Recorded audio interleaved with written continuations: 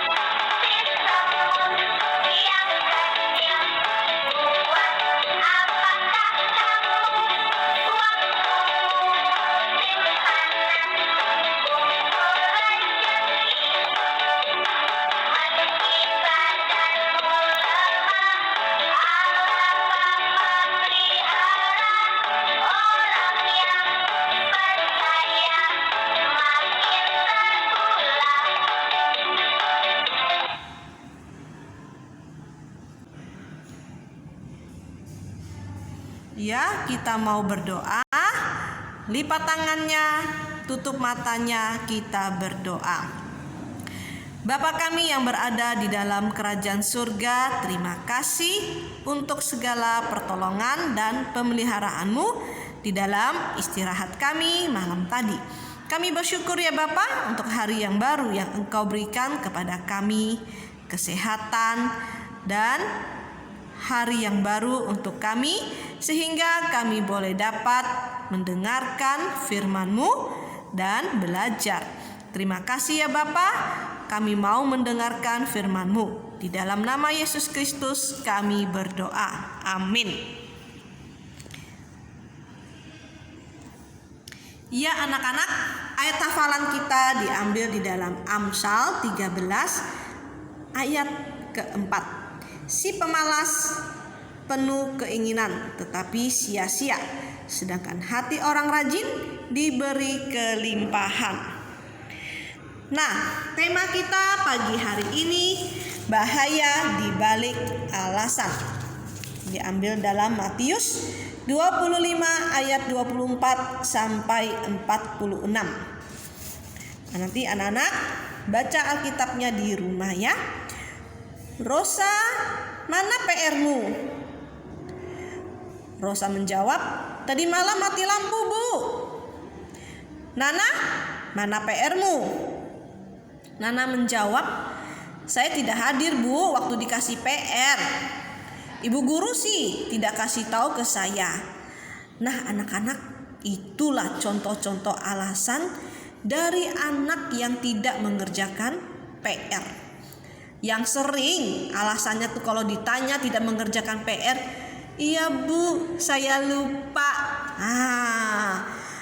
Ada 3 orang hamba yang diberikan pekerjaan oleh tuannya untuk mengembangkan harta tuannya supaya menjadi lebih banyak.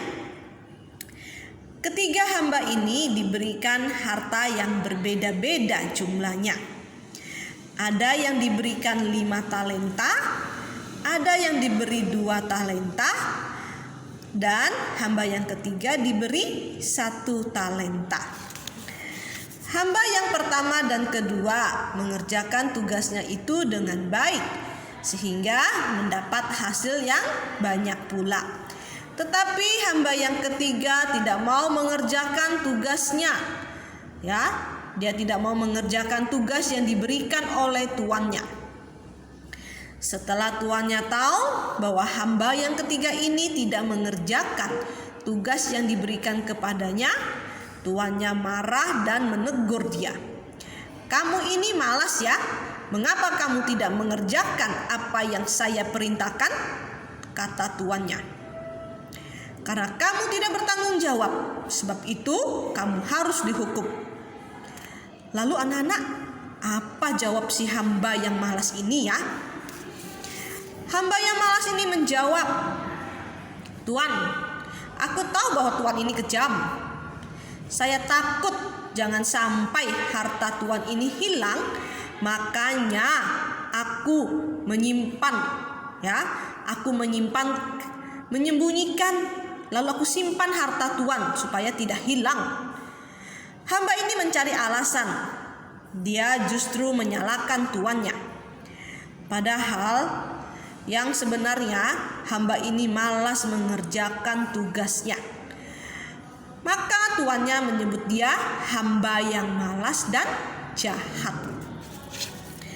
Walaupun sudah ditegur oleh tuannya, tetapi hamba yang malas ini tidak mau mengakui kesalahannya. Dia tetap menganggap dirinya benar. Hamba yang malas ini menganggap bahwa menyembunyikan harta tuannya itu atau tanpa mau mengembangkannya adalah perbuatan yang benar. Padahal tuannya menginginkan agar harta itu dikembangkan supaya semakin bertambah banyak. Tetapi hamba ini malah malas, dia tidak mau melakukan, ya. Karena hamba ini melakukan kesalahan yang besar kepada tuannya, maka tuannya memberi hukuman kepadanya. Apakah anak-anak pernah bersikap seperti hamba yang malas ini, yang suka memberi alasan untuk menutupi kemalasannya?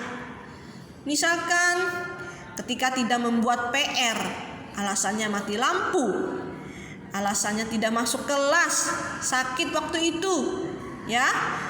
Alasan yang lain lupa, alasannya lagi, ya itu kan tidak penting. Nah, alasannya lagi tidak tahu ya PR itu di halaman berapa, sudah disampaikan atau belum ya, dan masih banyak lagi alasan.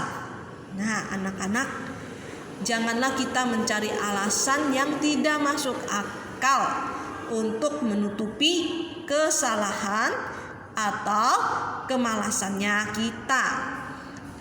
Karena kita sendiri yang akan menerima akibatnya. Kalau kita malas mengerjakan lalu kita bilang mati lampu Bu kemarin, tidak sempat, capek. Akibatnya nilai yang anak-anak terima juga tidak ada. Kalau tidak ada nilainya, bisa naik kelas tidak? Ya nggak bisa. Jadi anak-anak, janganlah kita mencari alasan, ya, alasan yang tidak masuk akal, ya. Anak-anak, belajarlah bertanggung jawab dengan tugas yang diberikan kepada kita, ya anak-anak. Demikianlah renungan kita pada hari ini, ya. Kita bersyukur masih diberi kesempatan untuk mendengarkan firman Tuhan. Ya, kita akan berdoa, ambil sikap berdoa. Mari kita berdoa. Bapa kami yang berada di dalam kerajaan surga, terima kasih untuk firman-Mu pagi hari ini. Kami mau belajar untuk menjadi anak yang bertanggung jawab di dalam menerima tugas yang diberikan oleh papa mama atau ibu guru.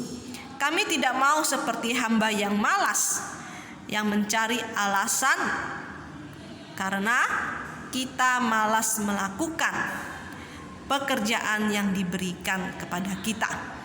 Terima kasih ya Bapak. Kami juga berdoa untuk papa mama yang bekerja, yang membimbing kami di dalam belajar di rumah. Berikan kesehatan, kekuatan kepada papa dan mama. Terima kasih ya Bapak. Kami juga berdoa untuk guru-guru yang mengajar kami. Berikan kesehatan, kesabaran di dalam mengajar kami. Terima kasih ya Bapak. Di dalam nama Yesus Kristus kami berdoa. Amin. Nah, anak-anak, hari ini kita sudah mendengarkan firman Tuhan. Jangan malas ya mengerjakan tugas yang diberikan oleh Bapak Ibu guru. Terima kasih anak-anak, tetap semangat ya walaupun belajar di rumah. Oke, siapkan alat pembelajarannya, buku pena, buku tulis, dan alat-alat tulisnya semua. Oke, terima kasih. Sampai jumpa esok hari.